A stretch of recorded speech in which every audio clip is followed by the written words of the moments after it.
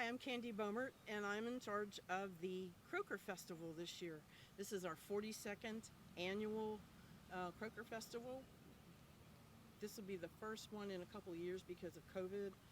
But we are having a festival. We are having a kids park. We're having a parade. We've got the Marine Corps coming. We have some tremendous local bands. We have all kinds of things happening on Friday, July 1st. It'll start at 4 o'clock and we'll do our opening ceremonies at 4 p.m. And then it'll pick up again on Saturday morning at 8:30. The parade's at 10. And then at 7 o'clock that evening, we have an awesome band coming to play. He's a local boy. He is from Hyde County. He lives part-time in Nashville. His name is Cooper Greer, and we are so excited to have him come finish up. When he finishes, about 9:15, we'll do the fireworks from the bridge. So where I'm standing, if you look behind me, you'll see the bridge, and you should be able to see the bridge, but you will definitely see the fireworks. People come from far and wide to come and see. They come by boat, they come by car, and we just have a great time here for our family fun festival. This to me has become a very personal kind of festival because it involves family. And we want to make sure that families feel welcome. We don't serve alcohol down here. There are other places in town that will serve. We want to make sure that the kids have a great time. We've invited Aurora Fossil people to come over and put on a little exhibition with a table and stuff. I mean, we really want the kids to have a good time. And I think through all of the COVID stuff, I think it really was the children who probably suffered more than the adults did, because they were forced to stay at home. And so now we want to get them out. We want to get them somewhere back to normal. And so for me, it's just really a personal kind of piece of Oriental history, because this actually started back in 1980.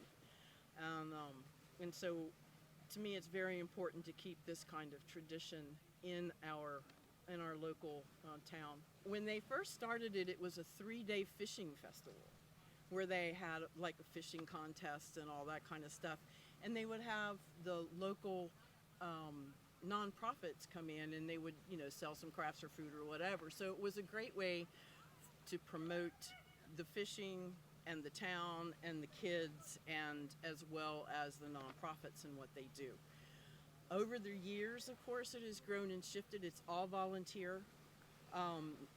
We work to get sponsors and vendors and stuff. Everybody, kind of pays into this. But it really is, we give preference to our local nonprofits to try to come and let people know what they're doing. We have a lot of them here in the county. And that's kind of my heart's with nonprofits too, because they really do have a job. And here in the county, where we're rural and we don't have a lot of money, the nonprofits really do come in and fill different niches that we need for different services. And so I've seen that whole tradition, kind of morph into what it is now. And then when you bring the commercial people in, well, they're the ones that bring the real stuff. They bring the oof and the power, and they bring some money, and they're excited to be here because they get to see a side that they don't normally see of our society in the local, town with the kids and everything. So I think really it's a win-win for everybody. But that's how it's kind of shifted and grown over the years. A lot of people were surprised that we were going to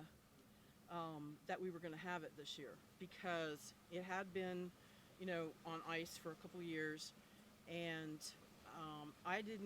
I was not made aware of the fact that they didn't have anybody to run it until January, which I ran this festival back in the early 2000s. And so in those days, it's a year-long thing where you get your food trucks, you get your kids park stuff, and to try to pull all of that together in a couple of months has been a challenge. And while we're talking about that, this is our shirt. Every year we have a new t-shirt. This one has our theme on it, which is Croakers Want to Have Fun. So we'll have t-shirts for sale at our Croaker booth when we set up. And this is our guide. In here is all the information that you need for the Croaker Festival. And I asked that when we ask in the beginning, in the introduction to this, that people really do support all of the businesses around town who contribute, who are in this booklet, because without them, we really wouldn't be able to have a festival. And so we ask that you support our local people. We ask that anybody that you see selling anything outside of the festival grounds, you kind of avoid. We have issues sometimes that people would rather just come in and buy and sell on their own, and they're not really part of the festival. So, I hate to put it that way, but it becomes an issue after a while. But all of our vendors who are down here are all enthusiastic. We're going to have pottery, tie-dye, painters. I mean, anything that you can think of will be here. We've got all kinds of jewelers. We've got everything from the paparazzi all the way up to the hand custom-made jewelers. So we've got a huge variety of people coming, and we ask that everybody come. Just come. Our parade's at 10 o'clock. That's usually a huge deal. We've got some of the Shriners groups that are coming. They come in the Cooligans and the Mourners and those kinds of folks to really make a parade pop. So it's going to be a great day on Saturday, from the beginning till the end.